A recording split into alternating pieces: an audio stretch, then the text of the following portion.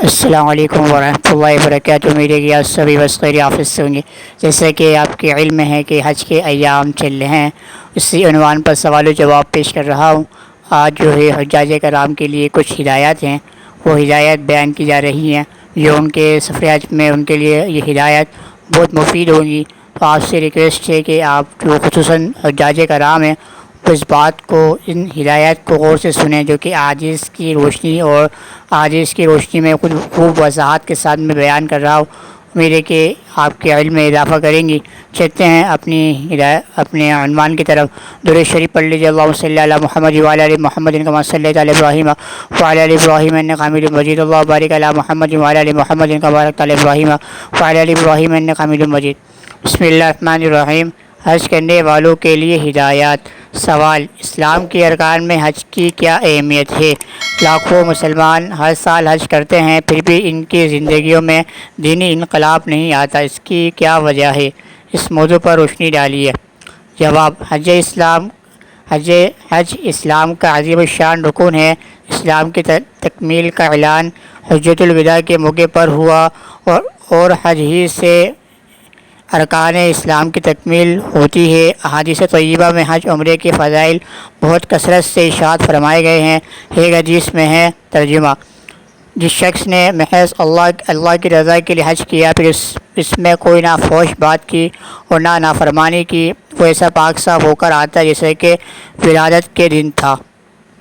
حضرت صلی اللہ علیہ وسلم سے دریافت کیا گیا، سب سے افضل عمل کون سا ہے؟ فرمایا اللہ تعالیٰ اور اس کے رسول صلی اللہ علیہ وسلم پر ایمان لانا۔ عرض کیا گیا اس کے بعد؟ فرمایا اللہ تعالیٰ کی راہ میں جہاد کرنا۔ عرض کیا گیا اس کے بعد؟ فرمایا کہ حج مبرور، یعنی کہ حج مقبول۔ ترجمہ: حدیث: جو شخص بیت اللہ پہنچنے کے لیے زادِ راحلہ رکھتا تھا، اس کے باوجود اس نے حج نہیں کیا، تو اس کے حق میں کوئی فرق نہیں پڑتا کہ وہ یہودی یا نصرانی ہو کر مرے۔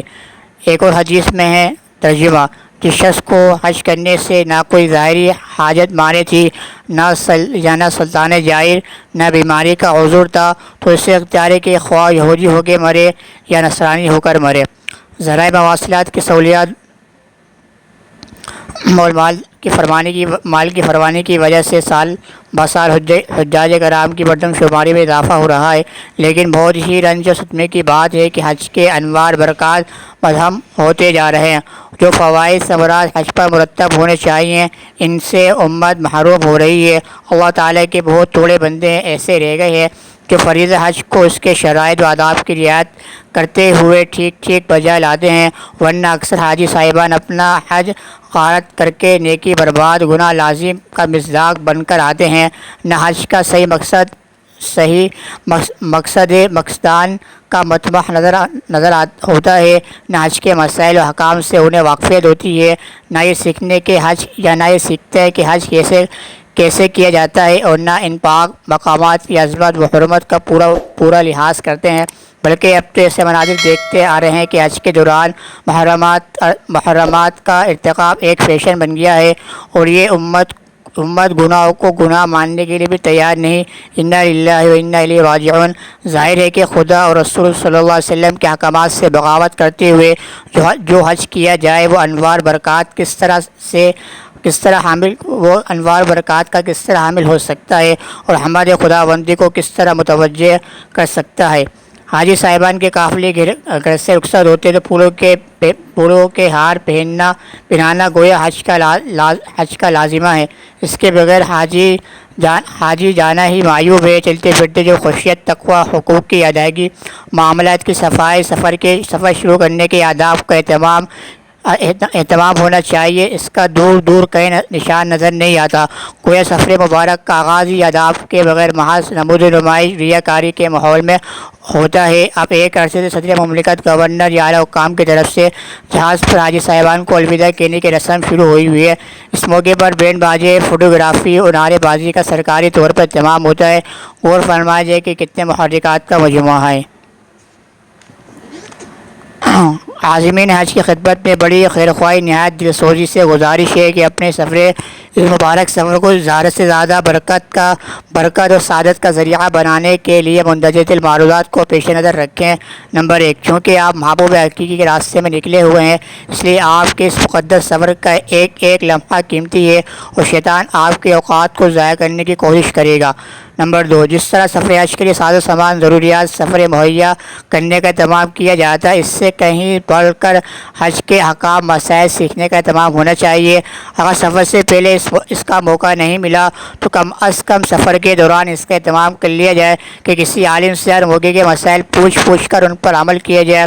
اس سلسلے میں مندرجہ ذیل کتابیں ساتھ رہنی چاہیے، ان کا بار بار مطالعہ ہونا چاہیے، خصوصاً ہر موقع پر اس سے متعلقہ حصے کا مطالعہ خوب غور سے کرتے رہنا چاہیے۔ کتابیں یہ ہیں: فضائل حج، آپ حج کیسے کریں، معلم الحجاج، اس مبارک سفر کے دوران تمام گناہوں سے پرہیز کریں، عمر بھر کے لیے گناہوں سے بچنے کا اہتمام کریں، اس کے لیے حق تعالی شانوں سے خصوصی دعائیں مانگیں۔ یہ بات خوب اچھی طرح ذہن میں رہنی چاہیے۔ حج مقبول کی علامت ہی یہ ہے کہ حج کے بعد آدمی کی زندگی میں دینی انقلاب آ جائے، اور جو شخص حج کے بعد بھی بدستور فرائض کا تارک اور ناجائز کاموں کا مرتکب ہے، اس کا حج مقبول نہیں۔ آپ کا زیادہ سے زیادہ وقت حرم شریف میں گزرنا چاہیے، سوائے اشد ضرورت کے بازاروں کا گشت قطعاً نہیں ہونا چاہیے۔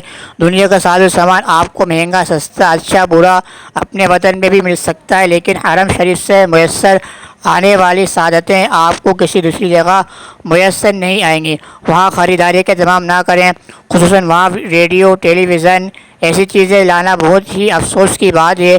کسی زمانے میں حج عمرے میں کھجوریں، آب زمزم حرمین شریفین کی سوغات تھی، اب ریڈیو، ٹیلی ویژن ایسی ناپاک گندی چیزیں حرم شریف سے بطور تحفہ لائی جاتی ہیں۔ چونکہ حج کے موقع پر اطراف و اکناف سے مختلف مسلک کے لوگ جمع ہوتے ہیں، اس لیے کسی کو کوئی عمل کرتا دیکھ کر وہ عمل شروع نہ کریں، بلکہ تحقیق کر لیں آیا یہ عمل آپ کے حنفی مسلک کے مطابق صحیح بھی ہے یا نہیں۔ یہاں بطور مثال 2 مسئلے ذکر کرتا ہوں۔ نمبر 1، نماز فجر سے بعد اشراق تک اور نماز عصر کے بعد غروب آفتاب تک 2 گانا طواف پڑھنے کی اجازت نہیں۔ اسی طرح مکروہ اوقات میں بھی اس کی اجازت نہیں، لیکن بہت سے لوگ دوسروں کو دیکھا دیکھی پڑھتے رہتے ہیں۔ نمبر 2، احرام کھولنے کے لیے سر کا منڈانا افضل ہے، اور ایسے لوگوں کے لیے حضرت صلی اللہ علیہ وسلم نے 3 بار دعا فرمائی ہے، اور کینچی یا مشین سے بال اتروا لینا بھی جائز ہے۔ احرام کھولنے کے لیے کم از کم چوتھائی سر کا صاف کروانا یا کرنا ضروری ہے، اس کے بغیر احرام نہیں کھلتا۔ لیکن بے شمار لوگ جن کو صحیح مسئلے کا علم نہیں، وہ دوسروں کو دیکھا دیکھی کانوں کے اوپر سے چند بال کٹوا لیتے ہیں اور سمجھتے ہیں کہ انہوں نے احرام کھول لیا، حالانکہ اس سے ان کا احرام نہیں کھلتا، اور کپڑے پہننے اور احرام کے منافی کام کرنے سے ان کے ذمہ دم واجب ہو جاتا ہے۔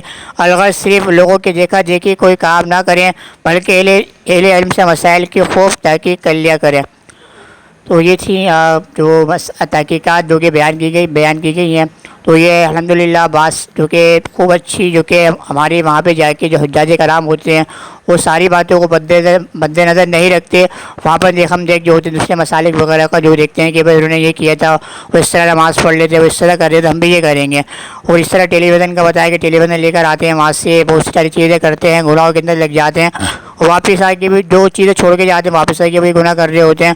تو دینی انقلاب نہیں ہے، تو یہ حج مقبول حج مبرور کی علامت نہیں ہے۔ تو خود انسان کے اندر چینجنگ آنی چاہیے، اور جو آپ سے گزارش یہی ہے کہ جو چیزیں آپ کے سامنے معروضات پیش کیے گئے ہیں، گزارشات پیش کی گئی ہیں، اس پر عمل کریں اور دوسروں کو بات آگے شیئر کریں، جس کے اندر آتے سب شاداب رہے میرا وہ امتی جو میری بات کو سنے لوگوں تک پہنچائے۔ تو یہ کہ آپ کے لیے بھی یہ خوب، آپ دوسروں کو بچائیں گے تو آپ کے لیے بھی یہ کیا ہے، آپ کے لیے بھی مددگار ثابت ہوں گے، دوسرے کے لیے بھی کہ آپ کے لیے دوسروں کو بچانا صدقے جاری ہوگا۔ تو آپ سے ریکویسٹ ہے کہ آپ چینل کو آپ سبسکرائب کیجئے، فیس بک پہ آن لائن قرآن مجید کے حدیث کے نام سے، ٹک ٹاک کے نام محمد عید کے نام سے، اسنیک کے نام محمد عید کے نام سے میری آئی ڈی مینشن ہے، اس کو بھی آپ فالو کر سکتے ہیں۔ کل انشاءاللہ اسی عنوان پر نئے سوال جو آپ کے سامنے حاضر خدمت ہوگا۔ میں آپ سے زیادہ چاہتا ہوں۔ السلام علیکم ورحمۃ اللہ وبرکاتہ۔ ٹیک کیئر، اللہ حافظ۔